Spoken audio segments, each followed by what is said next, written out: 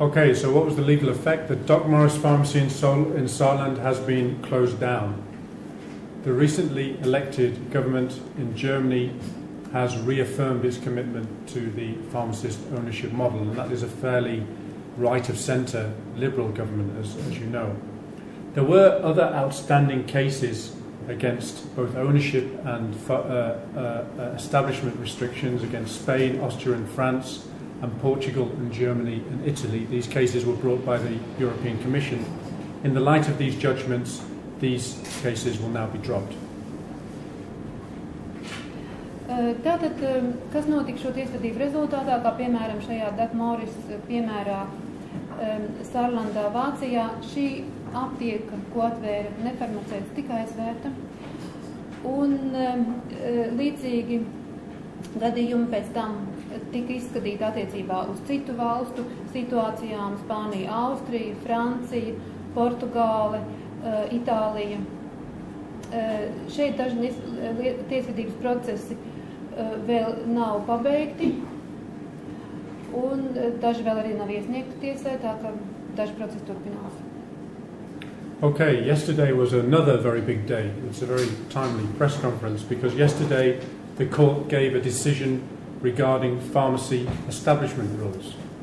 The case arises from a challenge to establishment rules in Spain. Spain has a rule whereby you can only open a pharmacy if you have a catchment population area of 2,800 people, and pharmacies should be 250 meters apart. The Spanish government believes that these restrictions help ensure that there is an even coverage of pharmacies across the territory. They don't want pharmacies to be bunched together in the cities, and they want to make sure that there are plenty of pharmacies in the countryside.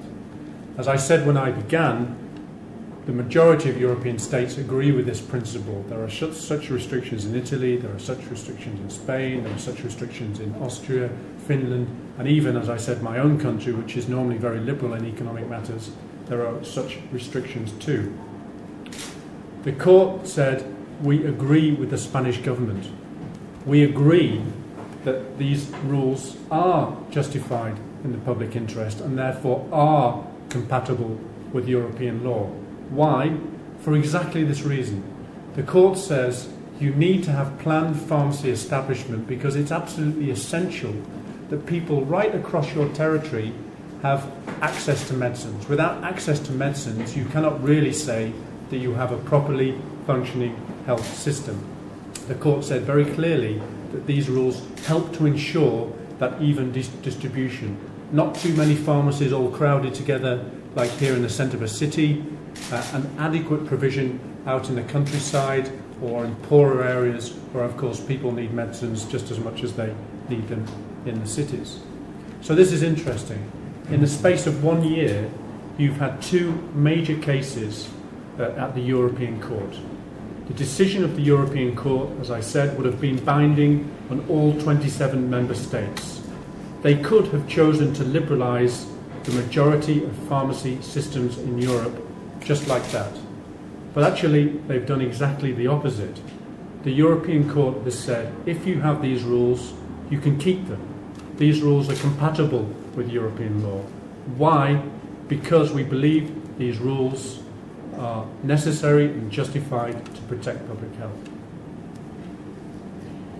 Šodien ir īpaša diena, jo tieši vakar ir beidzies liels karš tiesvedības process par gadījumu Spānijā, kad biznesmeņi ir vēlējušies ierobežot to Spānijas tirgu,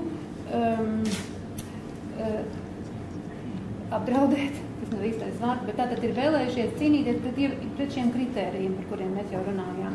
Un Spānijā līdz šim ir bijuši, un arī šobrīd ir kritēriji, ka aptieki nedrīkst atrasties tuvāk viena no otra pat 250 metriem, kas ir īstenībā ļoti mazs attālums, un minimālais iedzīvotāju skaits uz vienu aptieku ir 2800 iedzīvotāji, kas arī ir ļoti mazs cipars īstenībā priekš Eiropas.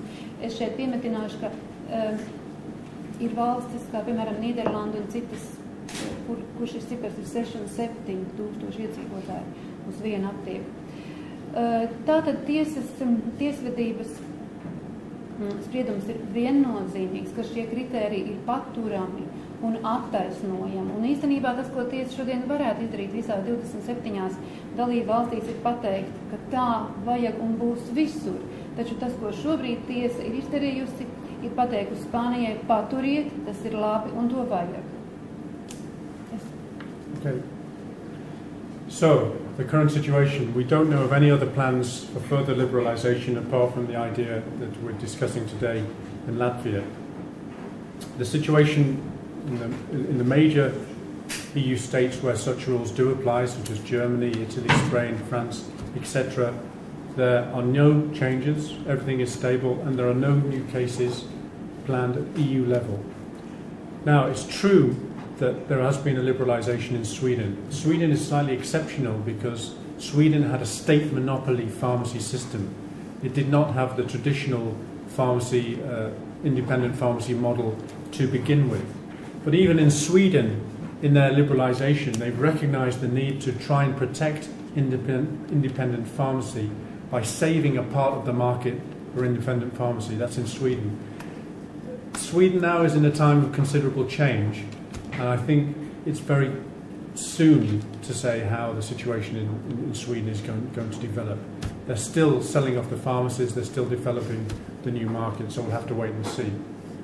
But on the contrary, even in some countries, establishment rules are being tightened. France, for example. In Greece, where you have, as everybody knows, very serious economic problems, just as you have economic problems here, of course, in Latvia. The government wants to make the establishment rules stricter because they think that with stricter establishment rules, they can better control expenditure in the system. So while there was a tide of liberalisation, I think now this tide is starting to turn a little bit. Es vēlos vēl vienu mazu piebildu par iepriekšējo slaidu par šiem izvietojumu kritērijiem, ko es nepateicu, un kas ir ļoti būtiski, ka tas arguments, par ko runā tiesa un par ko runā arī tās valsts, kur ir šie kritēriji, ir ļoti svarīgi no sabiedrības veselības viedokļa, lai aptiekas nebūtu izvietotas tikai ekonomiski izdevīgajās zonās, kā piemēram Latvijā tas ir Rīgā. Ir ļoti svarīgi, lai aptiekas būtu arī laukos, tur, kur ir maz iedzīvotāji, bet viņiem ir vajadzīga šī aprūpe. Un es gribu šeit piemetināt piezīmi šī no manis, ka tieši Latvijā šobrīd mums ir tāda situācija, ka aptiekas ir sakoncentrētas Rīgā. Rīgā mums ir daudz par daudz, jau īstenībā, ne daudz, bet ir par daudz aptieku apmēram 100, un laukos liberalizācijas rezultātā draudētu palikt vispār bez aptiekām. Tā bija neliela atkāpe vēl par iepriekšējo slaidu, bet attiecībā uz šo bildi tātad mēs saprotam, ka šī brīdī liberalizācijas vilnis, varam to saukt arī par eksperimentu, Eiropā lielā mērā ir apstājies un izgāzies. Un nav vairs valstu, kas plāno liberalizēt tirgu, izņemot Latviju. Latvija tātad šobrīd Eiropā ir vienīgā, kas plāno liberalizēt tirgu, ja mēs mainīsim šo likumu. Šeit tika pieminēti vēl citi piemēri, kā piemēram Zviedrija, kas īstenībā nav labs piemērs šobrīd ne mums, ne Eiropā, jo tas ir netipisks piemērs. Zviedrijā līdz šim aptiekas bija valsts monopols, viss bija valsts īpašumā, un šobrīd viņi liberalizē šo tirgu. To varētu nosaukt arī par privatizāciju, saucam kā gribam, bet katrā gadījumā īsti vēl nav skaidrs, kāds būs aptiekas modelis tuvākajā laikā Zviedrijā, tāpēc par to nav vērts runāt īsti. Vēl interesants piemērs ir Grieķija, kas ir ierobežots tirgus, un neskatoties uz visām šīm ekonomiskajām nebūšanām, kādas šobrīd ir Grieķijā, valdība plāno vēl vairāk ierobežot farmaceitisko tirgu. Tātad vēl vairāk pret liberalizāciju, neskatoties uz ekonomiskajām grūtībām. Ļoti interesants piemērs.